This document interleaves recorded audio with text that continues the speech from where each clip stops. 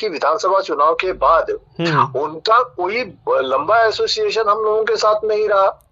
हम लोगों का जो अधिवेशन पिछले महीने हुआ था वहां भी हम लोगों ने उनको नहीं बुलाया। झारखंड लोकतांत्रिक क्रांतिकारी मोर्चा के टिकट से चुनाव लड़ा एक प्रत्याशी को आज जो है पुलिस ने इनकाउंटर कर दिया है। जी हां, आपको पता है सूर्य नारायण हांसदा जो बोरियो विधानसभा से चुनाव 2024 में जेएलके के टिकट से उतारा गया था। जयराम महतो ने उसे टिकट दिया था, लेकिन इस तरह के आपराधिक गतिविधियों से संलिप्त होने की शायद जानकारी नहीं मिली थी, या फिर मिली भी होगी तो क्या जानकारी था। आज जिस तरह से जो है सुबह सुबह ये खबर सामने आई कि जेएलके के प्रत्याशी रहे सूर्य नारायण हांसदा को जो है पुलिस ने इनकाउंटर कर दिया है।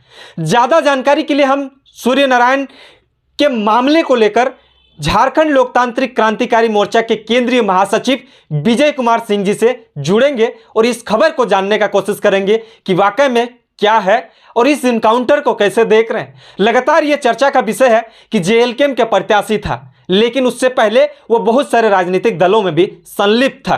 तमाम चीजों की जानकारी के लिए बने रहे। हम सीधे कॉल लाइन पे केंद्रीय महासचिव विजय कुमार सिंह जी को फोन के माध्यम से जानकारी लेने का कोशिश करते हैं। सर जोहार।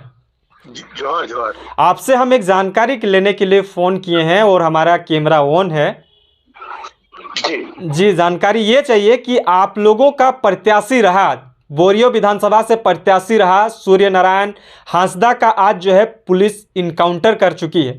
ये शायद आपने भी सुना होगा, लेकिन इस इनकाउंटर को आप कैसे देख रहे हैं, क्योंकि जेएलके का प्रत्याशी था।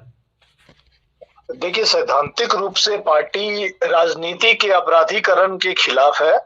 हम लोग अपराधी को बढ़ावा नहीं देते हैं, बट एक बात मानना पड़ेगा कि सूर्य हांसदा का पार्टी के साथ कोई लंबा एसोसिएशन नहीं था पलटू भाई जी। सिर्फ विधानसभा चुनाव के टाइम में उनके तरफ से संपर्क किया गया था पार्टी को, और हम लोग का संगठन आपको पता है कि उस एरिया में कमजोर रहा है। तो हम लोगों को भी जब हम लोगों ने देखा कि हमारे रजिस्टर में कोई इस तरह का प्रत्याशी है नहीं या कोई टिकट क्लेम नहीं किया है, तो हम लोगों ने निर्णय उनको टिकट दिया था।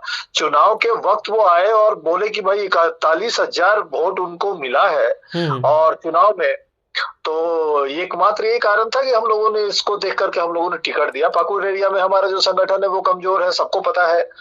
तो हम लोगों का बहुत ज्यादा लंबा कोई एसोसिएशन नहीं रहा है और हम लोगों ने उनको टिकट दिया था विधानसभा का, ये सच है। लेकिन उसके पहले भी वो 4 बार चुनाव लड़े। 2009 में जेवीएम ने टिकट दिया, 2014 में दोबारा जेवीएम से उनको टिकट मिला, 2019 में बीजेपी ने उनको टिकट दिया, 2024 में जब भारतीय जनता पार्टी ने उनको टिकट नहीं दिया तो वो हम लोगों से संपर्क किया। हम लोग का संगठन उस एरिया में कमजोर था, हम लोगों ने टिकट दिया था उनको, ये सच है। तो इस इनकाउंटर को आप कैसे देख रहे हैं, क्योंकि चर्चा का बाजार गर्म है। वो प्रत्याशी शायद किसी भी पार्टी का रहे हों, लेकिन लास्ट टाइम में जो है जेएलके का प्रत्याशी रहा है, इसलिए चर्चा का विषय है। नहीं, बिल्कुल ठीक है। और जहां जयराम महतो जी का नाम जुड़ जाता है, जहां पार्टी का नाम जुड़ जाता है, तो ऐसे भी चर्चा हो ही जाता है। तो ये सच है कि बोरियो से हम लोगों ने उनको टिकट दिया था, लेकिन उनका एक राजनीतिक इतिहास रहा है और इसी के तहत वो 4 बार विधानसभा का चुनाव लड़े, 2 बार जेवीएम के टिकट पर, एक बीजेपी के टिकट पर और एक हम लोगों के टिकट पर। तो जिस ढंग से इनकाउंटर हुआ है, वहां के एसपी ने ये कहा है कि भाई आर्म्स रिकवरी के लिए उनको लेकर जाया गया था, और जहां पर उनके साथियों ने पुलिस पर फायरिंग किया और बाद में इनके ऊपर कुछ एलिगेशन लगाया है पुलिस ने कि वो हथियार छीन रहे थे और वो इनकाउंटर में मारे गए हैं। तो इसकी जांच होनी चाहिए, देखना पड़ेगा कि कैसे क्या हुआ है, ये वाकई इनकाउंटर है या मर्डर हुआ है, देखना पड़ेगा इस चीज को लेकर के। बट मैं ये कहता हूँ कि जो पुलिस का रिकॉर्ड है, जिस ढंग से पुलिस रिकॉर्ड बता रहा है, निश्चित तौर पर हम लोगों के पास भी कुछ इन्फॉर्मेशन आ रहा था। यही कारण था कि विधानसभा चुनाव के बाद उनका कोई लंबा एसोसिएशन हम लोगों के साथ नहीं रहा। हम लोगों का जो अधिवेशन पिछले महीने हुआ था वहां भी हम लोगों ने उनको नहीं बुलाया। हाल के दिनों में हम लोगों के भी संज्ञान में कुछ अपराध काम है और ये पुलिस रिकॉर्ड के जरिए हम लोगों को इन्फॉर्मेशन मिला था। तो जो और उसी के बाद विधानसभा चुनाव के बाद से ही पार्टी ने उनसे संपर्क कम किया था, या यूं कहे कि हम लोगों से संपर्क टूटा हुआ था। हम लोगों ने पिछले महीने जो अधिवेशन किया उसमें भी उनको इनवाइट नहीं किया।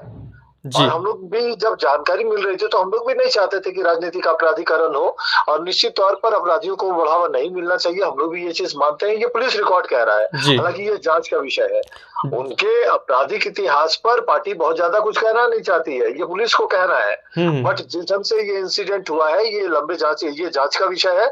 हमको लग रहा है कि इसका इंक्वायरी होना चाहिए, इसका सुपरविजन होना चाहिए, इसका इंक्वायरी होना चाहिए। जी जी, एक ये भी सवाल आ रहा है सर कि जिस तरह से जो है जेएलकेएम के प्रत्याशी थे, तो जेएलकेएम को वहाँ हमें लगता है 2900 के करीबन जो है मत मिला था, तो वो लोगों से कुछ संपर्क हो पाया क्या? कुछ लोग आप लोगों से संपर्क करने की कोशिश किए क्या इस तरह से घटना होने के बाद? नहीं, ऐसा कुछ नहीं हुआ है, ऐसा कुछ भी नहीं हुआ है। विधानसभा चुनाव के बाद उनके साथ कोई संपर्क नहीं था पार्टी का।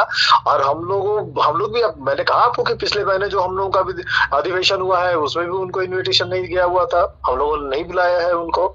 जी जी, तो क्या लगता है कि सर इस तरह से जो है कहीं ना कहीं लगता है ना कि आप लोगों के पार्टी पे बहुत सारा जो है रूल एंड रेगुलेशन काम करता है, जैसे कि कोई किसी को भी प्रत्याशी अगर बनाया जाए तो उससे पहले उसका जांच परख किया जाता है।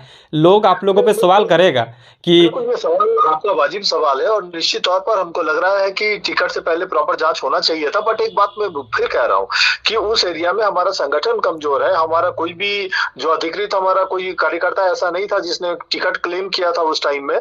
और हम लोग नहीं चाह रहे थे कि बिना गठबंधन के किसी के साथ, जो एक लंबे चुनावी प्रक्रिया में पार्टी गई थी, किसी पार्टी के साथ हमारा अलायंस नहीं था।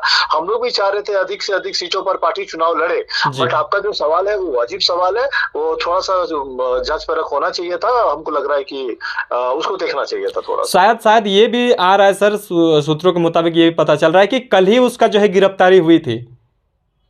हाँ, ये जानकारी हम लोगों के पास भी है। अब जो मीडिया रिपोर्ट आ रही है वहीं से सारा ब्रीफिंग हो रहा है पलटू भाई, कि कल उनका गिरफ्तारी हुई थी और उनको आर्म्स रिकवरी के लिए वहां पर लेके जाया गया था। ये बोआरी जोड़ थाना क्षेत्र में ललपनी, जो ललमटिया है धवनी पहाड़ पे, वहां उनको ले जाया गया था। पुलिस की अभिरक्षा में वो गए थे वहां पर, और वहां पर ये घटना घटी है। इसीलिए मैं कह रहा हूँ कि इसका जांच भी होना चाहिए। जांच का विषय है ना सर? बिल्कुल होना चाहिए। कोई कितना भी बड़ा अपराधी हो, एनकाउंटर के फेवर में हम लोग एकदम नहीं है। अगर कोई किसी ने अपराध किया है तो निश्चित तौर पे न्यायालय के द्वारा सजा मिलनी चाहिए थी, न्यायालय के अभिरेख में सजा मिलनी चाहिए थी। ये जुडिशियल मामला है, इसीलिए पुलिस अभिरक्षा में इस किलिंग की, इस इनकाउंटर को हम लोग क्वेश्चनेबल बना रहे हैं।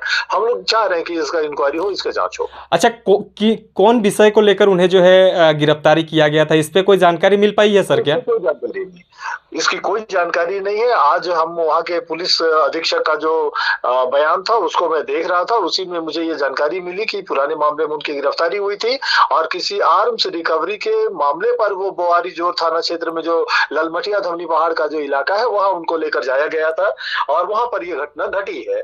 जो जानकारी हम लोग को मिल रही है कि जब वहां स्पॉट पे ये लोग पहुंचे हैं तो जो सूर्या हांसदा के जो साथी है उन लोगों ने पुलिस पर फायरिंग किया, और फिर वो हथियार लूटने की कोशिश में वो मारे गए हैं। क्या कुछ हुआ है ये पुलिस अपनी थ्योरी बता रही है, इसीलिए मैं कह रहा हूँ कि इसकी जांच होनी चाहिए। जी विजय सर, बहुत बहुत धन्यवाद समय देने के लिए।